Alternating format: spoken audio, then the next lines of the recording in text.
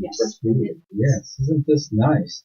KUHSdenver.com in the studio with us right now. I've got some beautiful people doing some beautiful things, and so it's going to be awesome. So you want to stick around, check it out, and I want to turn it over to them so you know who's in the house. Mary Elich and Michael Bliss coming up right now. Well, hello.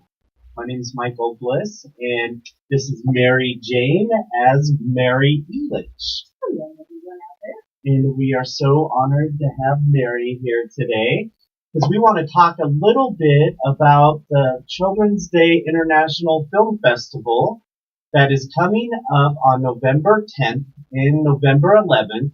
And the really cool thing about this festival is everyone from the ages 18 and under are welcome to come, and it's free.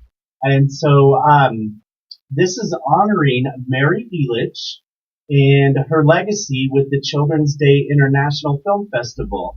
And so 18 and under are free. And so all you got to do is go to etfest.com to check out all the films. We have Beauty and the Beast playing, and we have Coco. So those will kick off the festival. And so Coco will be on November 10th, and that starts at 11 a.m. And Beauty and the Beast starts at 11. I may have said 10. 11 a.m. And then on Sunday, on November 11th, we will have Beauty and the Beast. And then we have the best of the New York Children's International Film Festival, and that'll be the next block. And then block 3 will be independent films from all over the world and featuring a lot of local talent and just some great children's independent films. But I wanted to give the mic over to Mary Elich here and have her talk a little bit about the legacy of Mary Elich and about Children's Day. So can you tell us a little bit about the Children's Day and what this legacy is all about?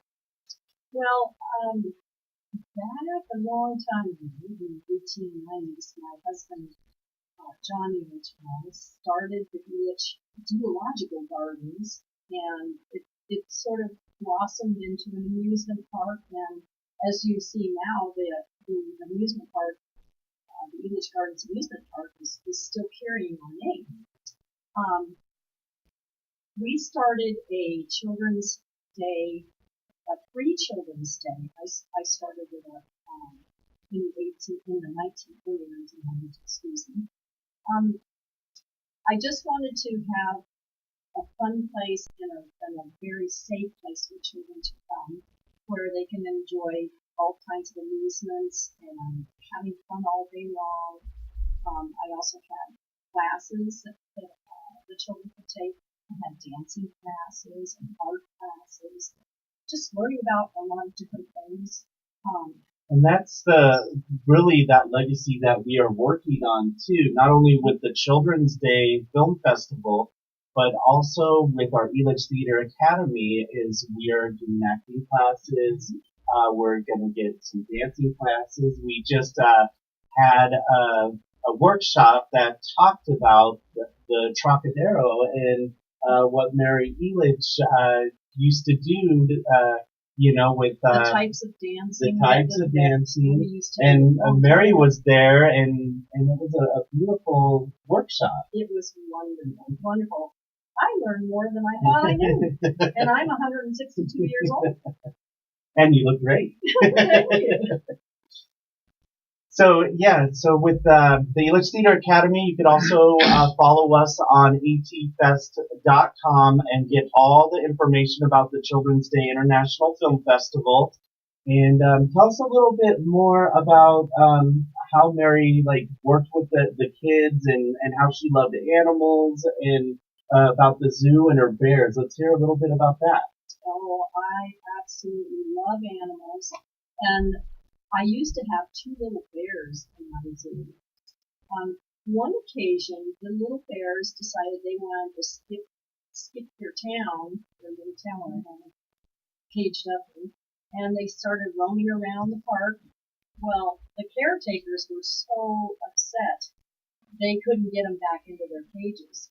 But they called on me, and I decided to just get my little broom, and I squished my skirts, and I squished my broom, and they went back into their cage. No harm. And I also had 2 lions, which were absolutely beautiful. One of the actresses that came to English Gardens Theater, her name is Miss Sarah Bernhardt, very, very famous actress. She appeared on our stage for one day only, doing 2 performances that day. But in between the performances, I took her around the zoo and showed her the animals, and we just enjoyed our walk around the park. She decided to go up to the lioness's cage, and she stuck her hand inside of the cage and started caressing the lioness. And I was very nervous about that. Well, much to my chagrin, she kept petting the lioness, and the lioness started purring and absolutely loved it. So I named my lioness Sarah. Oh, that is so cool. It was a wonderful time, and with the children absolutely love the animals in the zoo, and with all the children's activities going on, they actually, I don't know if I told you this, but the children, I invited the children to come to the English Gardens on Tuesdays. They're called Tuesdays Children's Day, and they come for free. And I have all kinds of fun activities for them to do. The acting, they learn how to act, and they learn about the theater, and just a lot of exciting things going on Tuesdays Children's Days. And in honor of that, that is why we are doing it for 18 and under, get admission for free. But you do need to be with an adult. So you can purchase the adult tickets at atfest.com. But back then, the parents just loved Mary and the botanical gardens and the zoo and the arts that they actually trusted her with 3,000 children a week, right? The parents, there was a trolley that would go from Denver to the English Zoological Gardens, and the trolley would drop off the children. The parents would actually put their children on the trolley, and they would get dropped off at the front entrance of the English Gardens, and the children could come in and just have a really fun day. And children were safe. They were, the parents felt secure in leaving their children off. These days, I probably would not suggest that. Yeah, we have teenagers, and we're still nervous about putting them on the light rail. Back then it was the trolley. Now it's the light rail, and you know it's a little iffy sometimes. It depends on what kind of teenager you have. Yeah, I used to tell my kids to go dodge semis on the highway. Oh, and you know, you were going to introduce me to Mary. We were going to try to get something going because you say I'm older than dirt. Well, that must make me older than dirt. Well, he says that because, you know, you come from the 1800s to the 1900s, and so you're 160. My, what a change, too. 162 is 162. So she found the fountain of youth, right? Yes, the fountain of youth. And I think that's part of the Village Theater. It is a magical place. It really is. And the sad thing about the theater right now is on April 16th, there was that windstorm that the gust of wind blew off the backstage roof, the flyhouse roof, and some of it landed on top of the 128-year-old theater and damaged the theater. So right now the theater is closed. So with what we're doing with the Children's Day events, the proceeds all goes towards helping out our programming, keeping the theater alive, and keeping things going. So we're not at the theater with this. This will be at the Bug Theater. They graciously opened up their theater to help us out so we could keep our programming going. And then with the Village Theater Academy, we have studio space where we are doing our classes and events. So, so again, this helps out the theater, the Village Theater, and our goal is, you know, to restore the theater and hopefully open it up very soon. So What's the progress on that right now? Well, right now we've got construction crews, going in, and we've got some of the insurance money. So right now we are moving forward, and that is the good thing, that things are moving forward. So we're very excited, and we're hoping, really by 2020 to have the doors open again. So that's the big goal, 2020. Are you going to try to get that air conditioning or some sort of air filtering going on? Well, it's one step at a time. Right now, we'll see what we can do. So, but the ultimate goal, it's 2020. Yeah. So, but with the Children's Day International Film Festival, the Elitch Theater Academy, we also do, and Mary loved the arts. We also do our live third Friday open mic, and that's at Denver Open Media. And we've been doing our Tennyson Street photography walks, and Mary Elitch has been a part of that too on our walks, and her work is currently up at Denver Open Media. And today we're switching it down with a new Tennyson Street gallery, and so we're going to have a big opening for First Friday at Denver Open Media starting at 7 p.m. So a lot of people have really, opened up to us and opened up their venues, and even Henry has had us come in and talk about what's going on, and that's what it's about. The community support, the collaborations, working together, promoting each other, and that's what's real important. With KUHS and Blissfest and the we talked about that earlier, you and I, about how sometimes the social media platform can get a little shaky going through it. But we get through it. And, if you watch Blissfest, they've got lots of good events going on. You want to go and check them out. They're great. Yeah, partnering up and doing this film festival.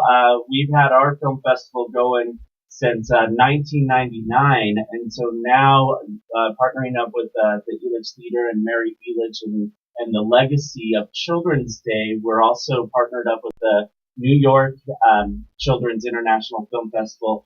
And the cool thing is we've partnered up with the International Youth Silent Film Festival. And so it all ties into the Elitch Theater, and Thomas Edison in 1896, he screened his first silent films there at Elitch Theater. And so we're doing that full circle. And with our Elitch Theater Academy, we taught a film class for young filmmakers, and we created the silent film Steampunk Cowboy, which will be premiering at the Children's Day International Film Festival. So that full circle and that legacy, like we're talking about, the legacy of the theater, the legacy of Mary Elitch, and just building community and working together. Have you ever thought of recreating her husband?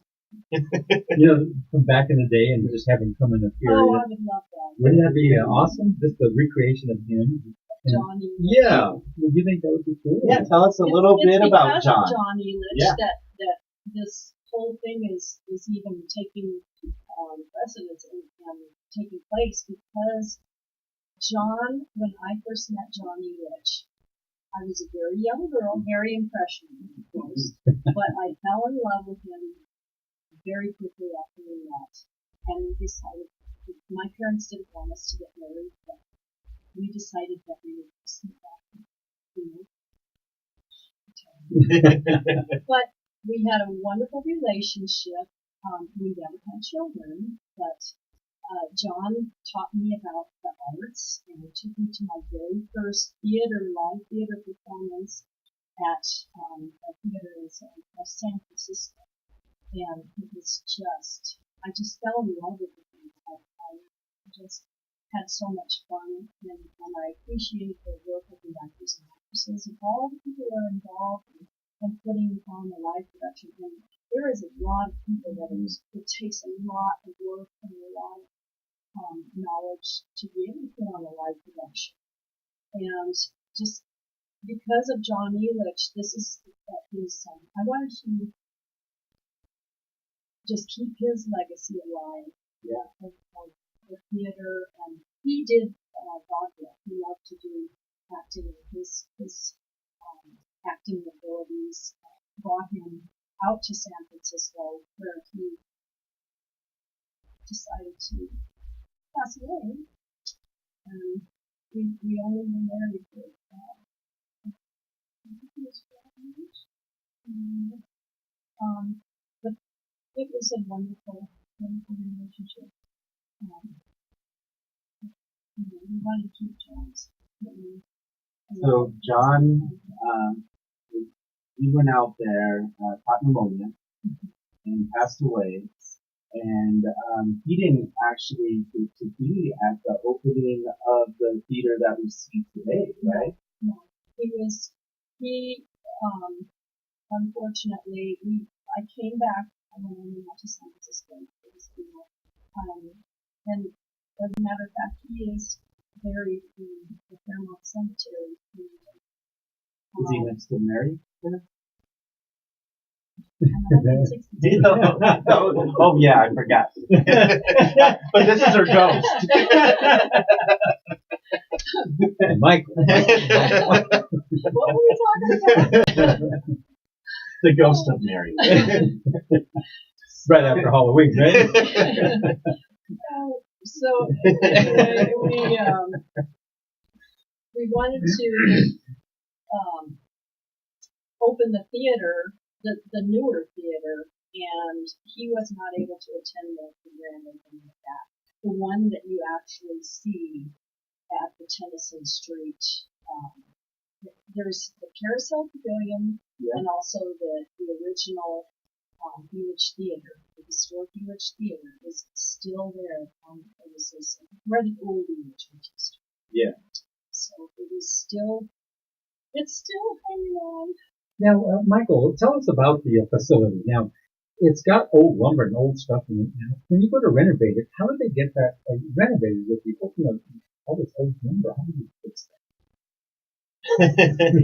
Well, I'm not at the construction. No, but I mean, on the outside of the theater, when they were remodeling and refurbishing the outside of the theater, which was the phase one of the restoration. Yeah. Sorry. So that was phase one, and they actually had to work with the same materials in order to be considered an historic landmark. They have to use the same types of woods. And they got to go out and hunt them down, find them, recreate them, put them back. And that the funny thing is when we built the place, it was actually we put some of the main supports of the building were actually shored up with rocks and stones and things like that. Yeah. So it was quite revealing when they went in there to do the remodeling. And it's a huge process because they have to go through all that and really look at the past. Look at it, write it all down about how to reconstruct it back into its proper state. Yeah. Or its original state. Yes. Because it is a historical landmark. The inside of the building, because of the fact that it was heavily damaged, right now no one is allowed inside the building because of there's several structural issues. Yeah, cinder blocks from the top. It was like a boomerang or slingshot, and it flung those cinder blocks, and it landed on the top and broke some of those structural boards. So it's unsafe right now. Actually, the cinder blocks actually tore through the roof of the original building, and it's so heavily damaged, and that's what we're working on, and it is a slow process because of all that needs to be done. Yes. And the being a historical landmark. And we're really trying to get the word out there to people that hopefully maybe have deep pockets and can be very generous to the cause of the historic UH Theater and keeping John UH's my main thing.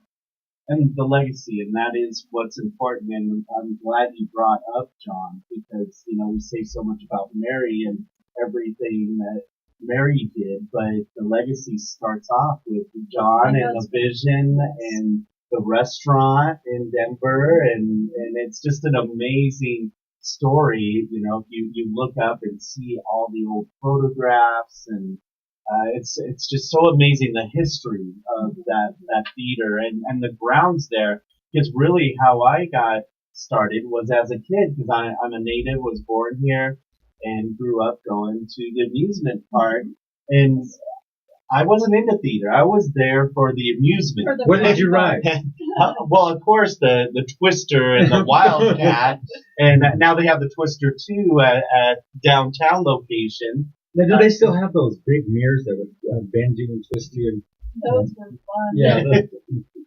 Yeah, Have you seen them? Did they do away with them, or were they? I'm sure they have some mirrors there. I don't recall it. I think they do. I mean, have some usually in most amusement mirrors. parks. But But no, they had them right there by the theater. no, we don't have any of the mirrors No. there.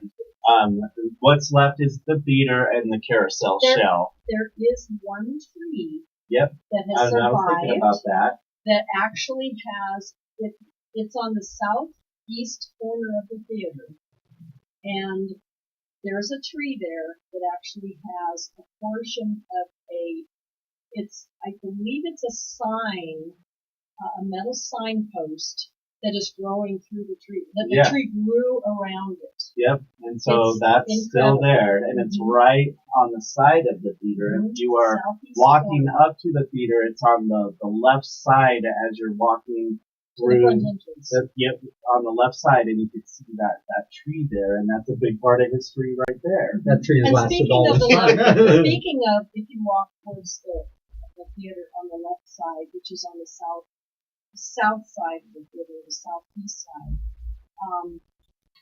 during that windstorm, the awning, which has been there for many, many, many years, was completely destroyed. Completely. And demolished and by the the roof scary thing is of we the were house. working on an event, and I was over there with Tracy, our president of the board, and we were working on our Harry Potter event. We were standing right underneath that colonnade there, Wow.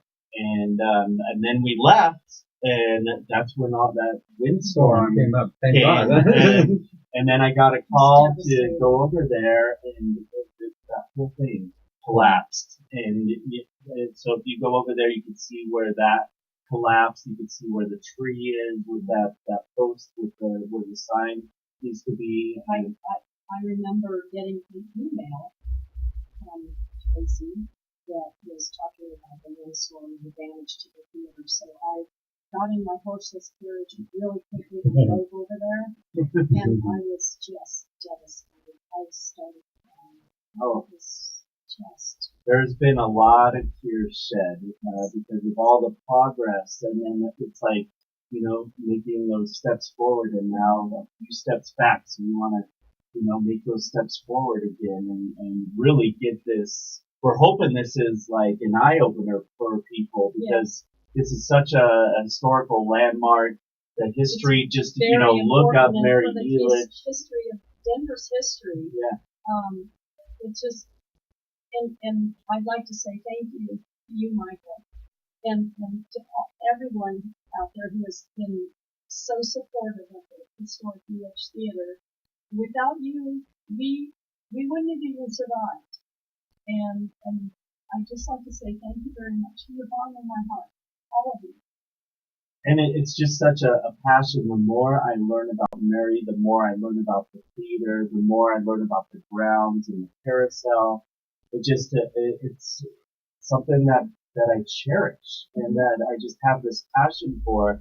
And that's why we are creating this Children's Day International Film Festival, because it's just so amazing that Mary actually can handle 3,000 kids, because I can't even handle my own kids. Tell them to go dodge semis on the highway. It's amazing, and she never even had kids. I know. So isn't that amazing? everybody all these kids were her kids, Yes. and the animals, and so it's just such And lots of kids. lots of kids, 3,000 kids a week, and so Most that of them were the same, though, I have to tell you. I bet We had a few new ones every once in a while, but most of the time the children would just come up, and I knew a lot of them by name. In fact, one little young lady came up, and she would actually draw cartoons and portraits of things that had to do with English. The gardens. She became very famous. I think she was a New York artist. She moved to New York City. She was just phenomenal. A lot of people. Speaking of famous people. Oh yeah. The theater. Vincent Price is one of my favorites that have been through the theater. Oh, and if you've ever heard of Cecil B. DeMille, one of my favorite directors. directors. On the English theater stage. Yeah. Just a lot of incredible artists. In fact, if you want to look up the historicenglishtheater.org, correct. There's a lot of information on there about the English theater. You can find out about the history, a little bit about the history, and also on Facebook. Just a lot of good photographs. Yep, we've been keeping the Facebook, Instagram, Twitter pages updated. We do have a YouTube that we're putting videos on.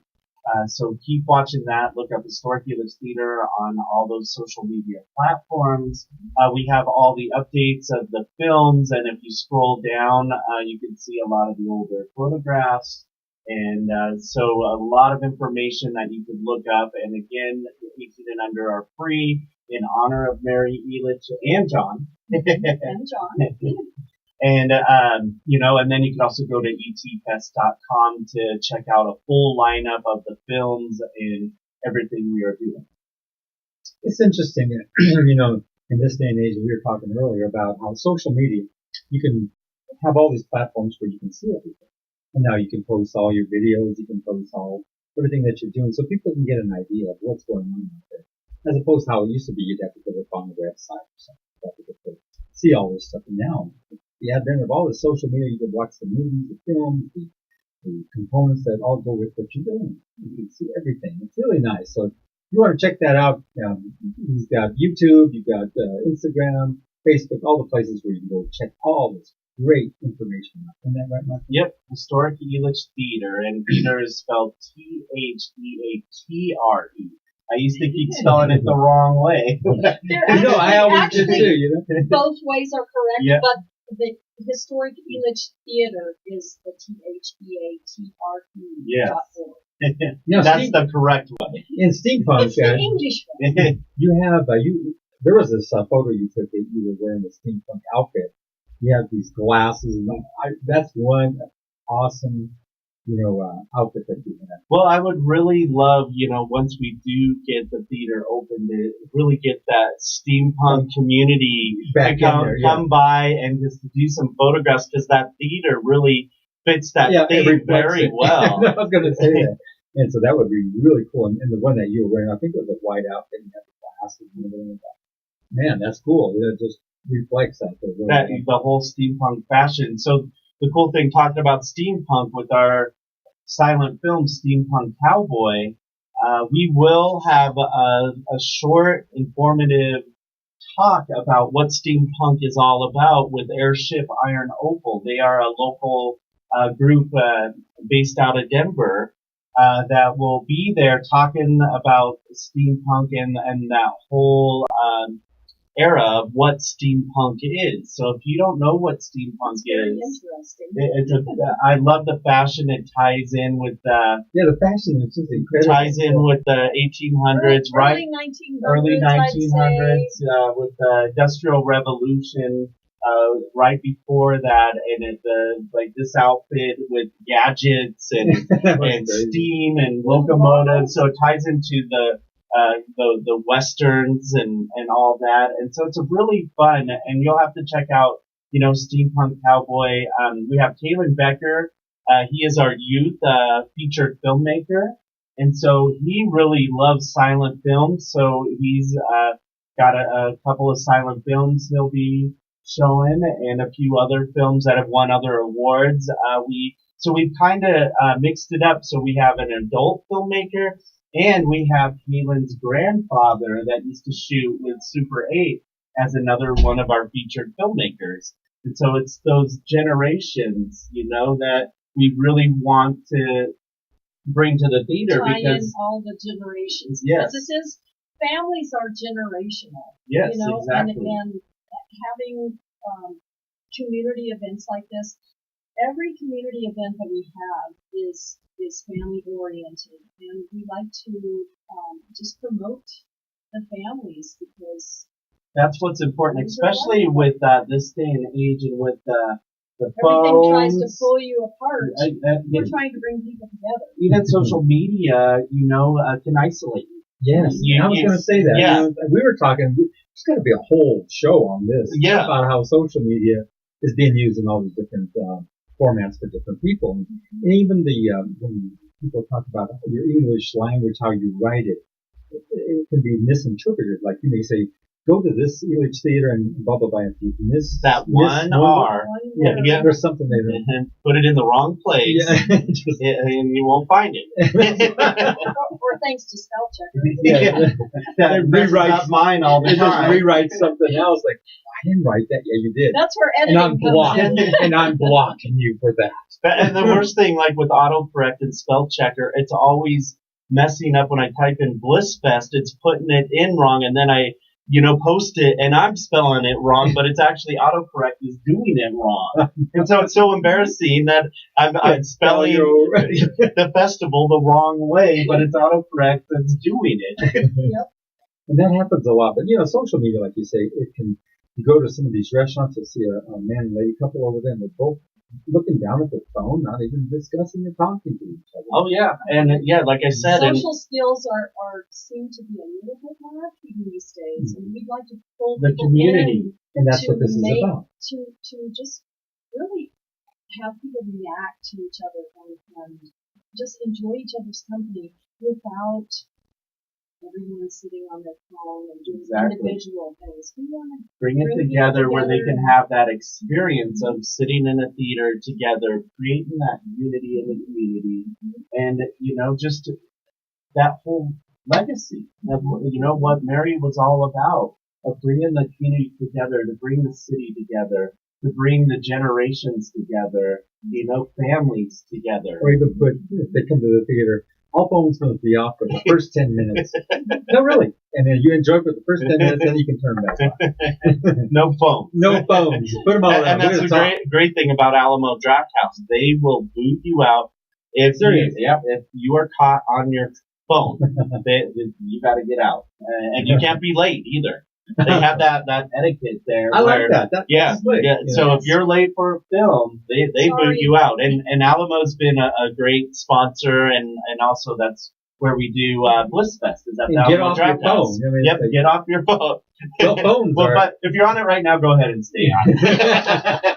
It's funny that. if you're watching this production, Yeah. we appreciate that. But we do like to have you go and associate and communicate with others.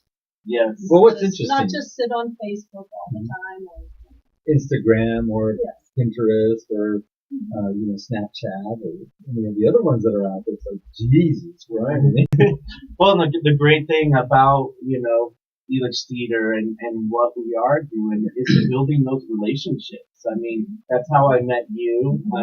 And then I met Henry through Denver Open Media, who is another one of our partners. Yes. And now Henry and I have been working together, gosh, what is it, 3.5, 4 years yes, now? A long time. Yeah. And so I've seen Henry grow. He's seen us grow. Yeah, He's gone to our events. We've gone to his events. And you've helped us out on some of these big events. Doing some filming for us because you're a great producer.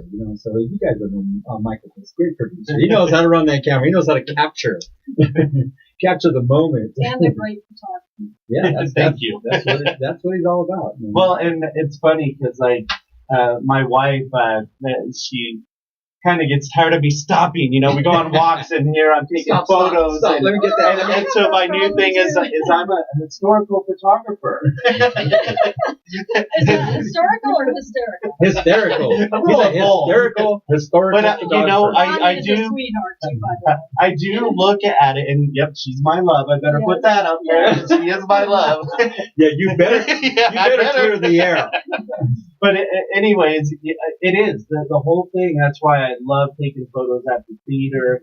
love taking photos of everything we're doing because we are creating a new history and a new legacy. History is being made Yes. as we progress. We're trying to carry on the history of the historic Village Theater as we progress in making new history. And right Exactly. now we are making new history. And being very you all can creative. be a part of this. Being very creative, that we can't be at the theater, so how can we take it elsewhere but keep that legacy going? Mm-hmm. And so it's so important that, with Denver Open Media, their station streams just like KUHS all over the world and is on Comcast. So that is another way we are reaching out. Through KUHS, we're reaching out through this station, and this is streaming live too. And then the other thing that's coming about, like I told you, we're going to now be able to stream simultaneously on 6 platforms.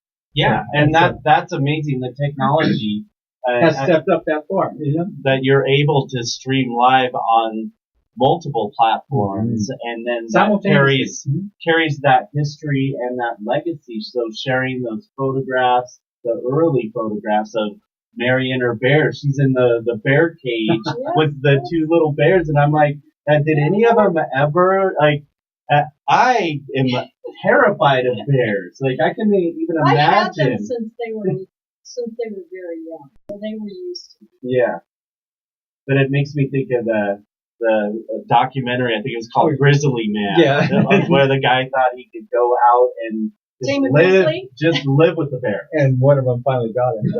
Yeah, and so that I think I'm watching that and just the Mary just being out there and having these bears and lions and ostriches and lions and tigers and bears. The whole history of that it was a zoo, that it was a botanical garden and a I was theater. The first woman in history to be the owner and operator of a zoo. And also, I was managing owner of the Village Theater and managing the Manhattan Beach Theater at the same time. Wow. I was and that burned, did that burn down twice, or what did they rebuild? Because I know it burned down. I'm not sure about that. Yeah. But I've seen photos of that over at Sloan's Lake. Mm-hmm. Yes, that was where the Manhattan Beach was. Yeah. Sloan's Lake. Yeah. And then you have Lakeside, and that was just like an amusement corridor right there. All kind of, yes. Yeah. About 5 miles west of Denver. Yeah. And so now we wanted to get away from the city to go to London. Yeah, it was like a getaway. It really was. We were actually kind of considered a museum because the actors and actresses that we would go to New York City to find actors and actresses that would be in our productions. When they went back to their theaters back in New York City, and people found out that they had come to the Village Gardens, they would kind of got the hoo-hoo, like, oh, well, they're spoiled now. They got to go to the Village Gardens to act. Do you remember the population of Denver back in the Village Gardens of the Oh, now you're really. I'm too old. What do you think of that question? Well, it's so sad with all the amusement parks that are closing down. Heritage Square just closed down, and they just auctioned all the rides off and all the games just like last week, which is so sad because that is another part of history that ties in to Disney. It was going to be a Magic Mountain. I used to love to go up to Heritage Park. They used to have all kinds of nice things going up there. And they had this slide that the Alpine slide. I always like to get on that slide and come down. I thought I was going super fast. I thought I was just zooming down that mountain. Did you ever? Oh, yeah. Yeah. And my aunt and uncle got married in the chapel there. Oh, did they really? Yeah. So, So that's gone now, too. And so it's marriage or the chapel? No, the chapel. They're still married. But, and so that is why it's so important to really, keep an eye on what we're doing with Historic Village Theater, and donate to this. Speaking of that, the donations, if you recall, there's a thing called Denver KUHS, Denver which is KUHS. coming up, I believe, Yes. in early December, if I'm not mistaken. I'm not sure exactly. But you That's can a look good it up on way. the web. That is a on, great way. on the website. Speaking of web. But we really would strongly suggest, or if we can just put a little bug in your ear that during that time of Denver Gives, please open your wallets and donate to the historic theater.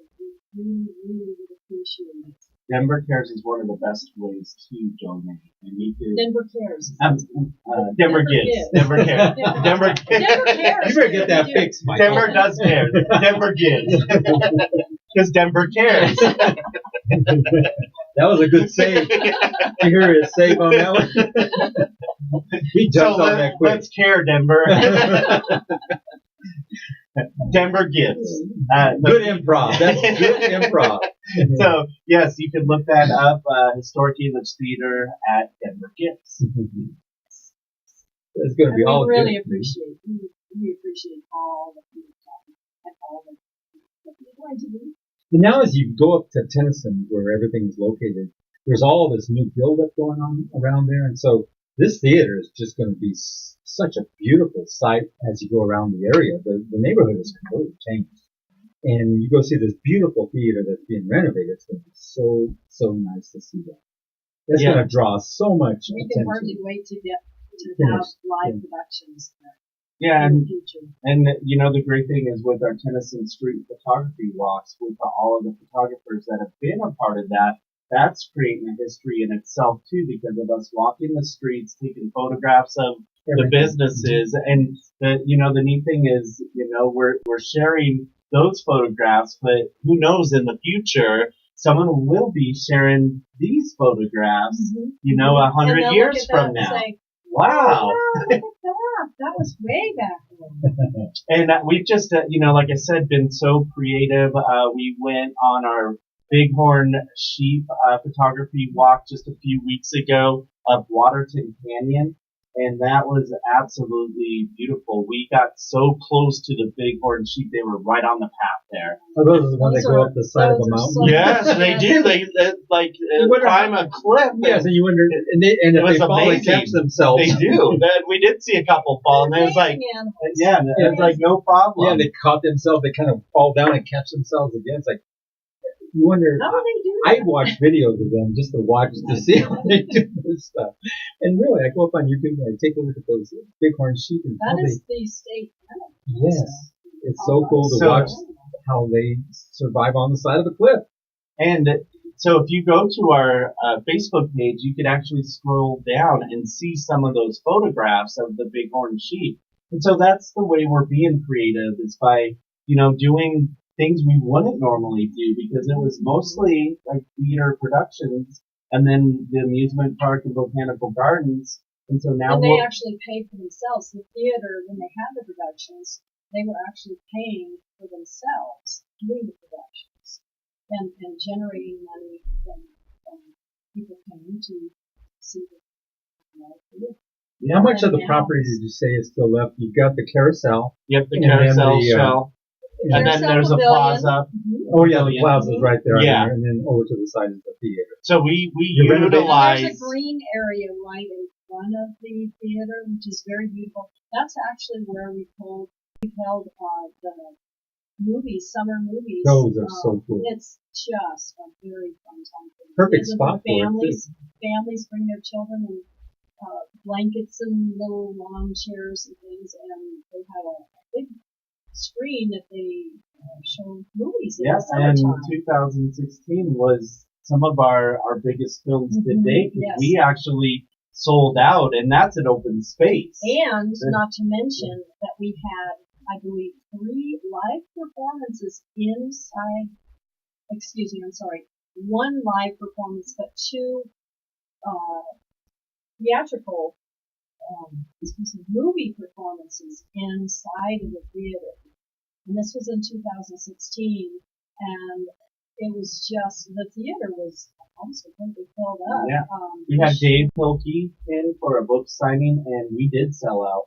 That's the first time the theater has been booked. And the movies that you showed. We showed Star Wars Star inside. Wars. Oh my goch, we cranked up Star Wars, and the sound in there and the acoustics resonates so well for the wood. Have Star Wars playing, and we had Sing. Not too much for the old wood. And the movie Sing, the animated movie Sing, which was amazing to watch inside the theater because that is about saving a theater. I teared up. I was on the. I did too. Every time I walk inside of my theater, yeah, it's just the only thing that gets me is the ghost when I sit in it. Yes, I'm supposed to say that. The ghost is really a good story. The day after Halloween. You have to talk about the ghost stories. The ghost stories. They always tell me, don't bring up the ghost stories in here. I gotta throw that in every. Well, if you want to learn a little more about it, there is some YouTube video from one of the paranormal groups that came in, and they actually did some videotaping and certified that it is haunted. Well, I wouldn't say haunted, but occupied. Occupied by. Because it's good energy. Yes. It's good energy. They saved my booth where I used to sit. They saved it for me. And I really appreciated that. And it's still safe for me. Yep, and it will always be. Put your no name. one sits in it. Did they put the names on some of those scenes in the theater?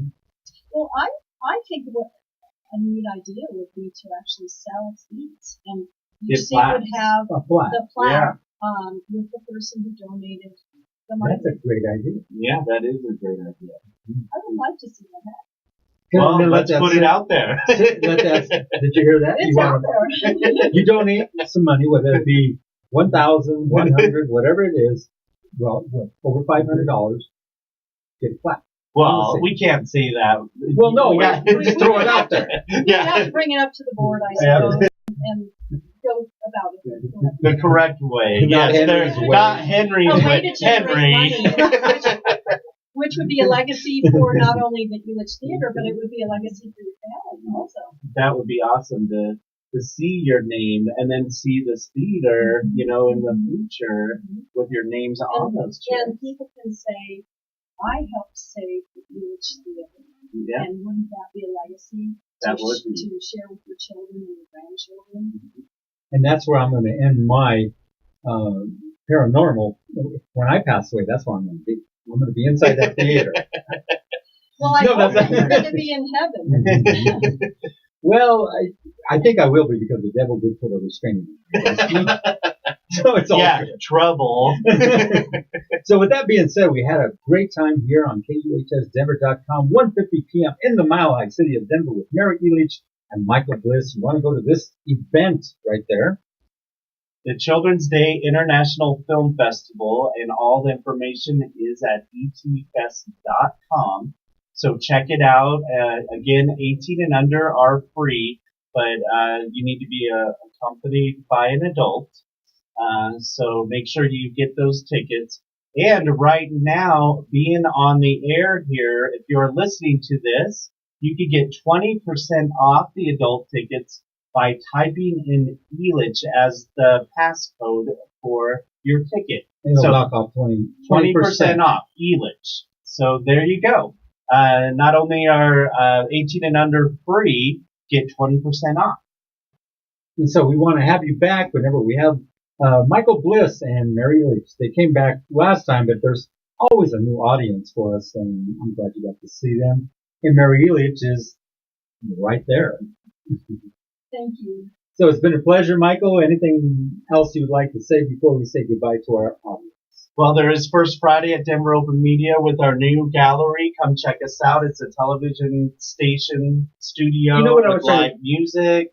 I was trying to get somebody to go over there with me and get up there and no, Michael will love you. No.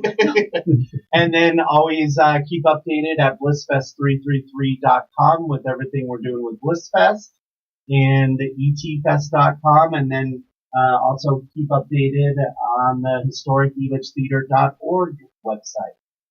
So make sure and get that information.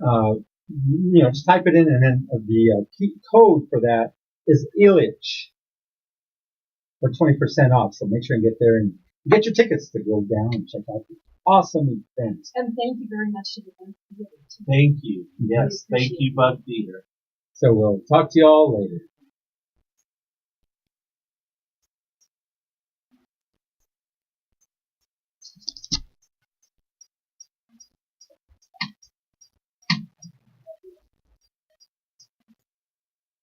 Okay. Wow.